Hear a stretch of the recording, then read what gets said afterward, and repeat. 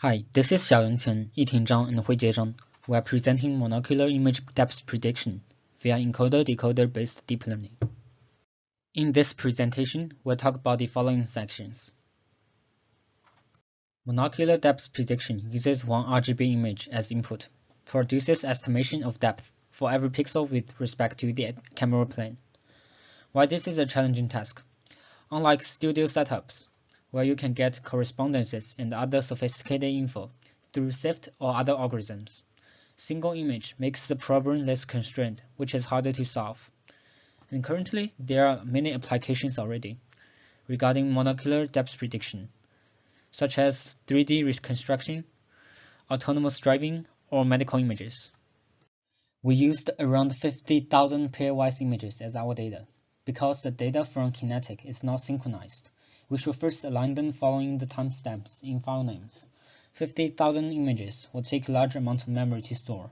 Instead of loading them together into IAM, we use PyTorch dataset module to design a high-performance multi-process data loader. The data is stored in the disk, and the data loader will create multi-subprocess to accelerate data loading. Regarding the model architectures, we have two encoder-decoder structured deep learning frameworks. The first one is our DenseNet-based deep neural network, which is composed of a DenseNet encoder and bilinear upsampling decoder.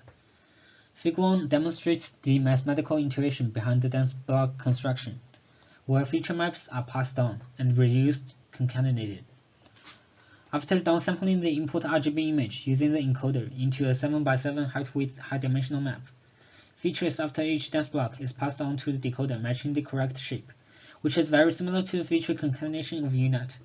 Then this becomes a chain of concatenation, up-convolution, and bilinear upsampling, with leaky value inserted as an activation function. In the end, additional bilinear upsampling and convolutions are deployed to match the input RGB image height and width. Another model we use for depth prediction is MiniNet. This network is composed of a DepthNet and two shared-weight postnets. The structure of the DepthNet is illustrated in the right figure that consists of a recurrent modular-based encoder and an upsample block-based decoder. The encoder part consists of a standard convolutional layer and a recurrent modular, which is composed of 5 inverted residue blocks. As for the architecture of postnet, we use ResNet as a backbone, followed by a 1x1 convolution with 6 output channels, corresponding to 3 Euler angle and 3D translation to represent the transformation matrix T. Based on the camera intrinsic matrix I, we could project the target images depths into a 3D point cloud. After applying the transformation matrix T and projecting them back to the pixel space, we could get a color prediction about the source image. In our experiments, we test the performance of the DenseNet and the single DepthNet with different settings. Shown as the figure above, our model can catch details from the ground truth maps and generate similar results. The contour of objects is also clear in the prediction results. The quantitative results are shown in the table below. Here, adaptive learning rate means that there exists a 1 to 4% decay on the learning rate after each epoch. Two scales of the dataset are used for experiment. The standard dataset includes 3,500 pairwise images, and the large size dataset includes 50,000 pairwise images. From the result, it can be found that the DenseNet trained by MSE loss and adaptive learning rate for 100 epochs on the standard size of datasets has the best performance in both error and accuracy metrics. Despite the performance of our model is not too bad, there does exist some pitfalls during our execution of this project. One of them is the quality of dataset. When plotting out the ground truth depth map for many images, there are many evident sections colored in yellow caused by reflection or age problems. In the future, we need to explicitly write denoise algorithms to eliminate these undefined regions.